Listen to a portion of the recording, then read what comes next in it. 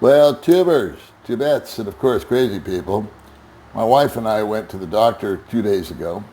She came out of it smelling just like a rose. My diagnosis, however, wasn't quite so bright.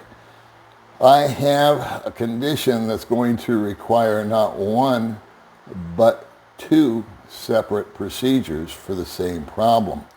So, I'm going to tell you in this video exactly what the issue is and what I feel my options are.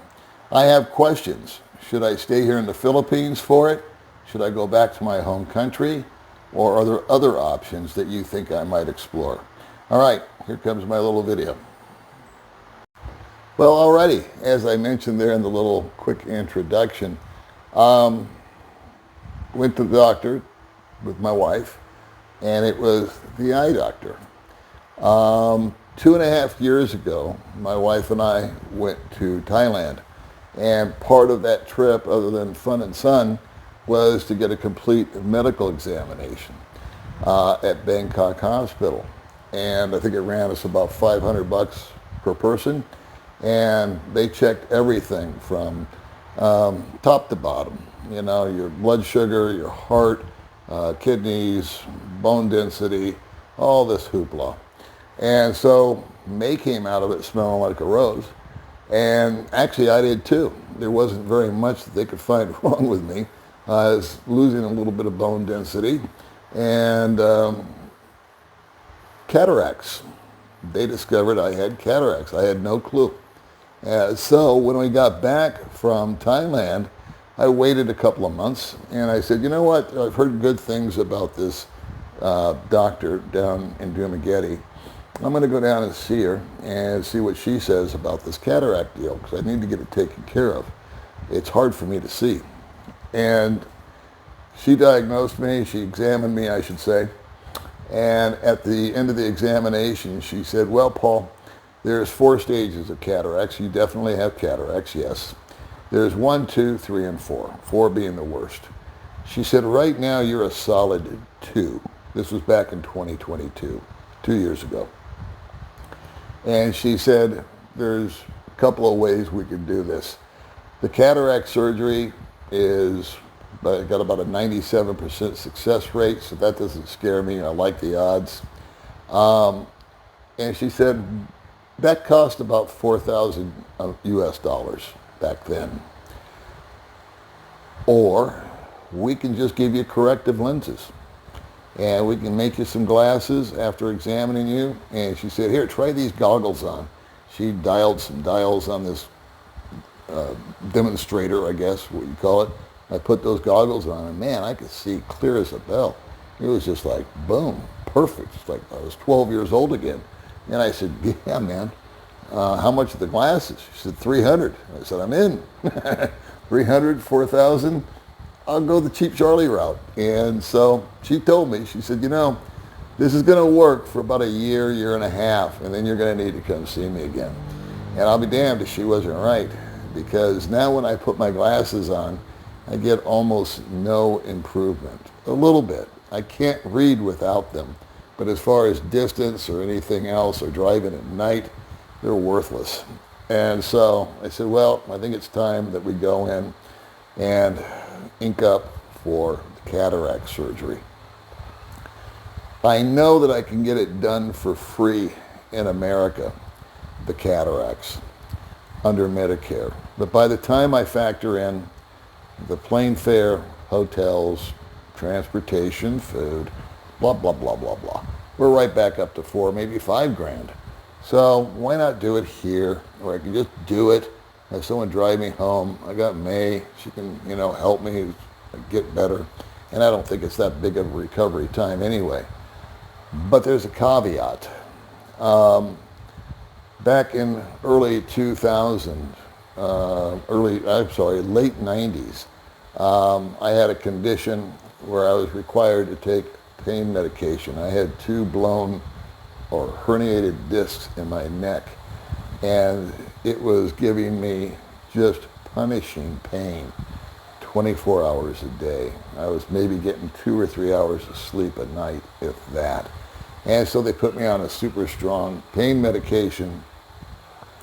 My work didn't have insurance that covered the surgery that would correct that condition. And so it was 2 years that I was on these hardcore pain meds.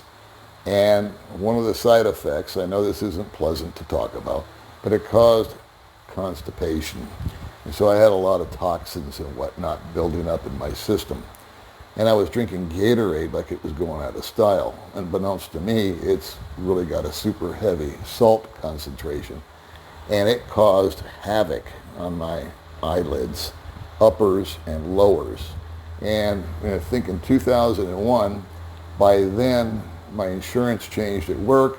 I was able to have the herniated discs removed, and the pain was gone, thank God.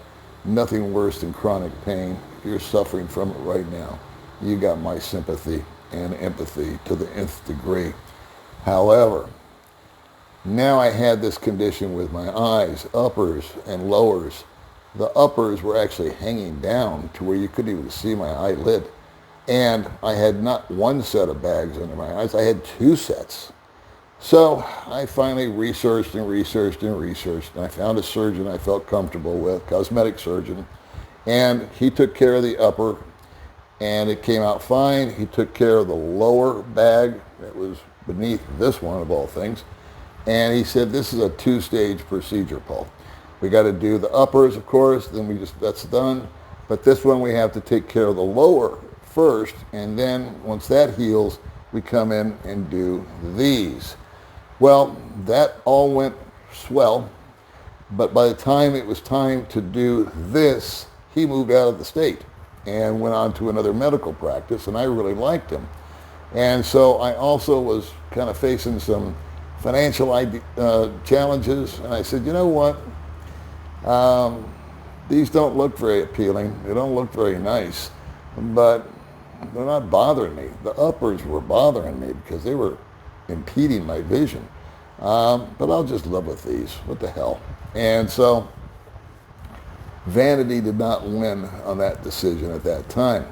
Recently, however, I've watched them get worse and worse and worse, and vanity has been playing a little bit of a factor, and I started researching about a year ago about getting these corrected. And one thing I learned under my research was that if you're going to have cosmetic surgery, you always want to go to someone that only does what it is you're looking to do. Example, if you're looking for someone to give you a facelift, and that would probably include the eyes, you only want to have a doctor that specializes in just that.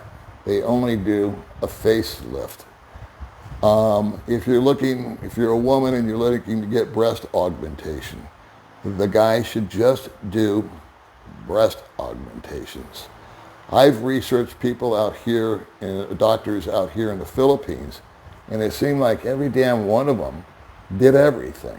They did face lifts, nose jobs, breast augmentation, tummy tucks, hair transplants. They just, it was a one-stop shop. And I'm sorry, but I don't trust those guys. The reason why is that repetition or practice brings perfection. And so if you're only doing eyes, or you're only doing breasts, or you're only doing whatever the case might be, then the odds are that that surgeon is much more adept and skilled at it. That's his or her specialty. Well, that was my quandary when she told me, Paul, these are pulling down your eye, and now you don't just need the cataracts taken out, you need to have this lifted because you are tearing up. And she knew that because she asked my wife. She goes, does your husband just tear up for no reason? And she says, yeah. And my wife, we thought it was just from allergies or from me having a sneezing attack. And when that happens, when I have a sneeze attack, it's just floods. And so the problem is that these bags are now not just a vanity issue, they're also affecting the lower part of my eye that holds the tears. and keeps your eyes moist. And so this has gone from being a want to a need. I've always wanted to have these taken off, but I couldn't justify it because I didn't need it. It would have just been for vanity, other than nothing shy of that. Now it's turned into a need. So, what the hell do I do? Well, the doctor, the ophthalmologist that was looking at my eyes, she no longer performs the surgeries because, God bless her, she's going through chemotherapy.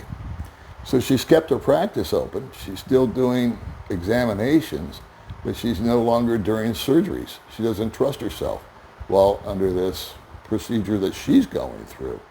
And so I said, well, okay, where do we go from here? She says, Paul, I've got good news for you. There's a doctor in Cebu, and he comes to Dumaguete twice a month.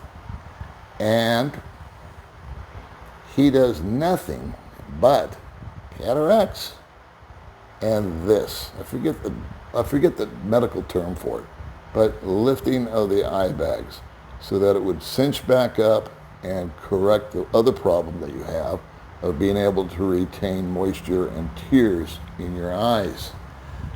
I like that idea. I like the idea that that's all he does. My options would, of course, be to go to Thailand, where there's more whiz-bang, equipment, for lack of a better word, devices, medical devices. The doctors also, repetitive, find the guy that just does that. But now we're talking about more dollars.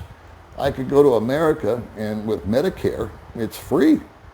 I do not know if Medicare, maybe you do, would cover this because it's a cosmetic procedure. However, it's also affecting something that is covered. My sister looked into it for me back in the day. She said, Paul, Medicare will pay 100% for your cataracts. You just have to pay for an upgrade if you want to get a better lens. And so I put those numbers together, and it's just not viable.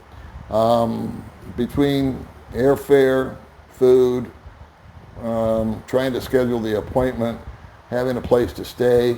I can't impose on my sister for an extended period of time.